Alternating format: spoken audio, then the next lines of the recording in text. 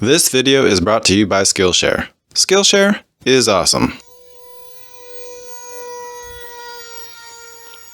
In this video, I attempt to build and fly the world's largest legally unregistered drone. I accidentally inspired the wife to explore becoming a pilot, and I enthusiastically open packages as they arrive for other projects. That is a battery. 250 grams has become the legal limit in many countries around the world as the cutoff point for whether or not you need to register your drone. Many people would like to keep things simple and legal, so not having to register a drone by keeping it under 250 grams has a lot of appeal. Most drones that meet that weight limit are quite small, like the Nanogoblin I designed years ago around this very rule. Being used to associating such small drones with this weight limit, it one day occurred to me to ask how large could such a drone get and still meet the weight restriction. 82 inches in wingspan turned out to be the answer. But after having constructed this aircraft, I think a different approach could get the answer closer to 120 inches or so. While the drone for this video was being fabricated, I was surprised by something the wife said to me. I said, I think I want to be a pilot. You just got infected with the energy. Yeah, just watching so much Think Flight episodes. Today we're going to go to Soaring Academy and do a glider flight. Next Friday we're going to do T6 Texan, and hopefully a week after that we'll do a helicopter ride. You may throw up and get the throw up in your face. And we'll leave it in if it happens. I promise. A high aspect ratio design made the most sense to me as it would create a large wingspan while minimizing the amount of power, and thus power system weight, needed to make the plane fly. April discovered this very principle for herself when she experienced riding in an airplane that requires such little power, it can fly for over 1,000 miles non-stop without a motor in the right conditions. A medium-density foam appropriate for vacuum-bagged composite construction was available at the local hardware store, and thus the path of least resistance was chosen and building commenced. After choosing some airfoils by the legendary Mark Drella designed for small gliders and choosing a wingspan that I thought might make the weight limit, I got to cutting foam with Smoking Betty. Alright, so let's see what we're at here now. I might have to live with that. 94 grams for the foam, and a little bit will come out when we do the spar slots for the carbon, and we'll just try and make that work. Next up, I made a little spar-shaped sanding jig and created spar slots in all the wing and tail panels. In the interest of time, I went with Gorilla Glue to secure the spars in the spar slots. While that is setting up, let's quickly check in on the experience the wife is having. This is the one! Direction of the wind, it's a little left crosswind.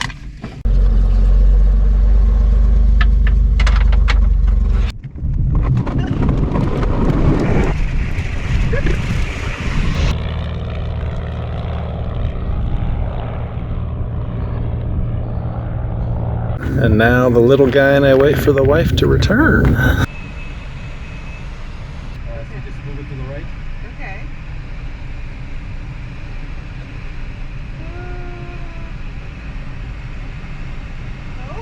So they didn't find any lift over the mountains. They found it way over in the flats. They're doing some circles out there. This is like the only lift we have found today. There's just a little bit of lift here. Okay. A tiny amount. If you notice, we'll stay in this altitude for a few minutes. Yeah. Without coming down. So you just stay right here and you kind of do circles? Circling, yep. Okay.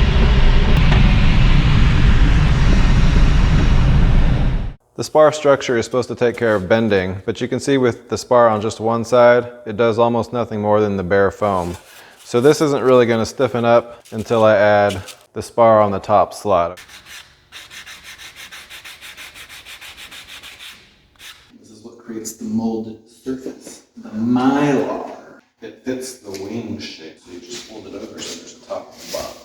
Wax on, wax off. It smells good. It does. The wings needed some fiberglass, so I misted some 3M77 onto 0.75 ounce cloth and tacked it in place on the foam cores with a covering iron set to 100 Celsius so as not to melt the foam. So what are you mixing? Epoxy and what? Epoxy. So we're going to go about 20 grams of this, and then 10 grams of the hardener. Epoxy. Epoxy. Epoxy. Epoxy? Not epoxy. Epoxy. Thousands of hours of skilled practice are being shared in this video. Like this airline pilot's abilities he puts to use on weekends taking people on flights in World War II aircraft. Imagine for a second there was a skill you wanted to learn, and imagine there was a website where you could go to learn that skill from masters of their craft. Imagine you wanted to learn how to make YouTube videos from someone like MKBHD. Fortunately today you don't need to imagine this, as you can join the Skillshare community at any time and start learning the skills you need to get to wherever you are going in life. I had joined the Skillshare community before they offered to sponsor this video because I value what they have to offer. I had been interested in a course called YouTube Success, Script, Shoot, and Edit, authored by MKBHD, and it delivered. I use some of what I learned in that course every day putting together this content. If you have a specific skill you want to learn, pivot your career as I have, or want to level up at your current job, I can't encourage you to go check out Skillshare enough. The first 1,000 people to use the link in the description will get a 1-month free trial. And remember, Skillshare is always ad-free. Now, back to the video.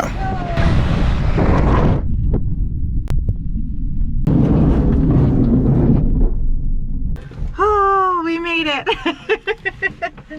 Did she get sick? No, she did not. No, great. he even let me She did fly. great, yeah. He let me control it for a Oh. little bit. Yeah. Yeah, she flew for a little bit, yeah. Wow. Yeah. That's good, yeah. Very nice. We did some thermaling. He let me fly a little bit. Honestly, he had control the whole time, but he let me pretend. Do you still want to be a pilot? Even more so now. With the wife safely back from her flight, it was back to building this very sailplane-like drone. Before we could go any further, the fiberglass for the wings needed to be completely wetted out with epoxy. Line up the leading edge with the leading edge of the mylar.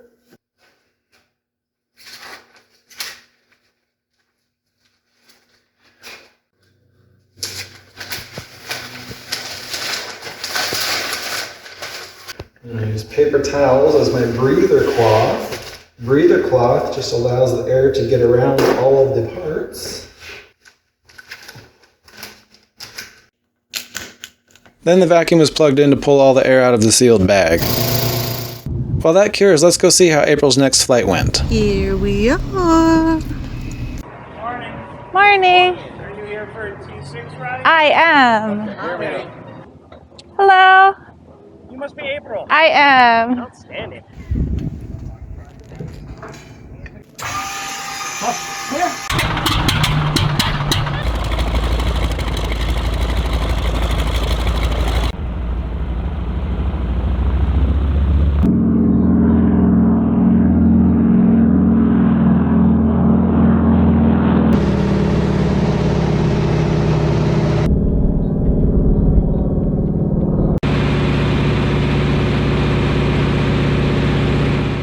Back at the shop, it was time to see how the vacuum bagging had turned out. This part usually causes a little apprehension as it takes a while to do these layups, and if anything went wrong, it is quite a bit of effort down the drain. You do need brighter shop lights.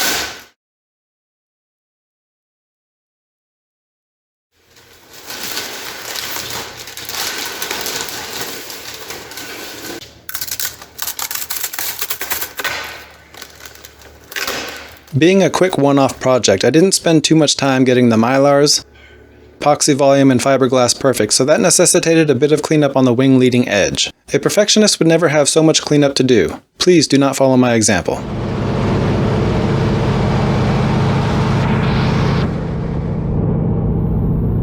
There was a point where we were kind of just cruising and I was thinking and reflecting. I was just like, oh, I get it. It's grabbing you. Yeah. It's taking hold. It's taking hold.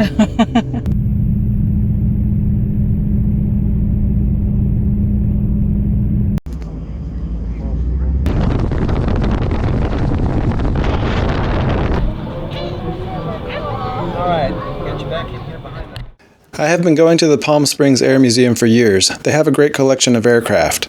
They recently managed to acquire one of the retired F-117 Nighthawks, and you should definitely check it out if you have the chance. 76 grams. That's eating up a lot of my weight budget.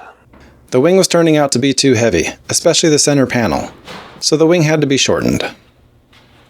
Another shortcut I took on this build was joining the wing panels with Gorilla Glue and securing them with medium CA over fiberglass, and hit them with a little kicker. I'm not proud and it hurts my soul, but what can you do?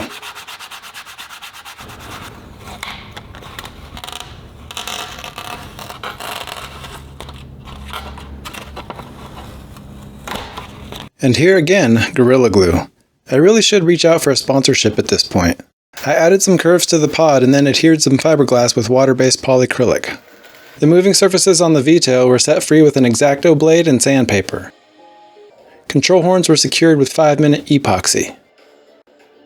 After shortening every wire possible, I was able to hit the 249 gram weight target. This was including a 5 gram autopilot along with the GPS. One wing half was 3 grams lighter than the other, so I added a few stripes with paint to put it back in balance. With nothing left to do, it was time for the first flight.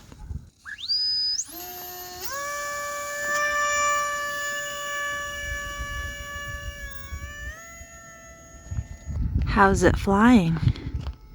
Very hard to turn.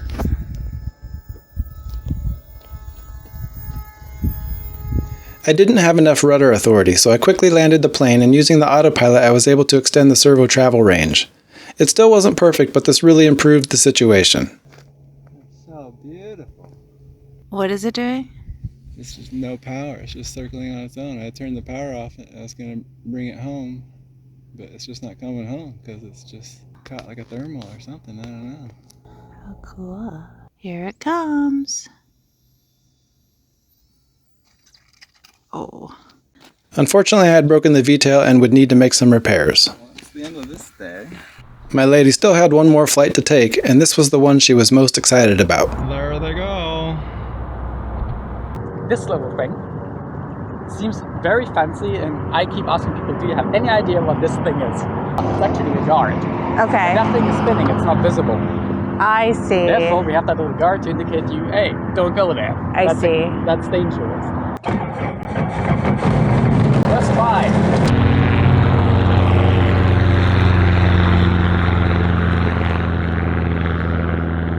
After some proper repairs, it was back to the desert, and since things were going much better, it was time for a waypoint mission using the onboard autopilot and GPS.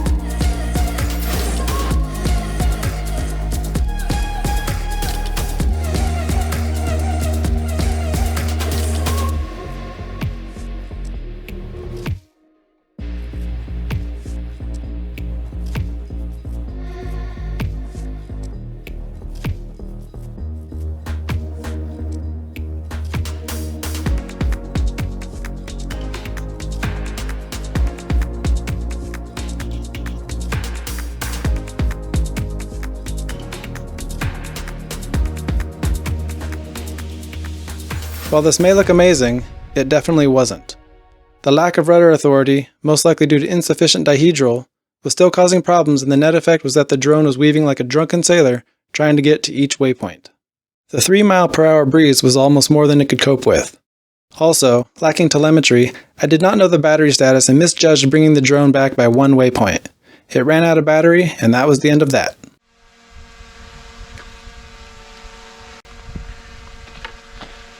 I think we broke the main spar. The body's pretty shattered, so. Alright guys, definitely the world's least practical sub 250 gram drone. However, what was practical and amazing was the flight that April was taking in the Robinson R-22 helicopter. For all the poking I do towards helicopters, I have to say it just looked fun.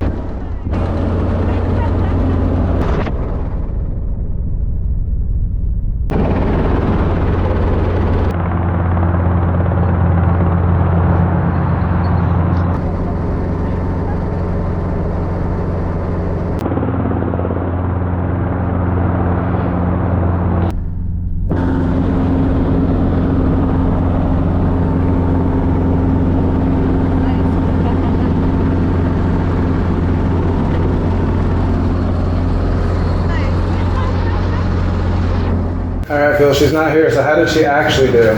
Pretty good. Alright. So helicopter was stable for a couple of seconds. We'll see on the video. Pretty good. You're gonna see on the video. This large sub 250 gram drone turned out to be even more impractical than I expected, but I believe there are ways to minimize the downsides while going even larger. I plan on finding out at some point in the not too distant future. It is a fun challenge. As for April, we shall see if her time in the air leads to anything in the future. She had different but very positive takeaways after each flight, and I wouldn't be surprised if this turns out to have been more than a fun experience for her. She especially gravitated towards her time flying the helicopter. If it ever turns into something, you will be sure to know. If you enjoyed this video, be sure to check out one of these on the left of your screen. You may enjoy that one too.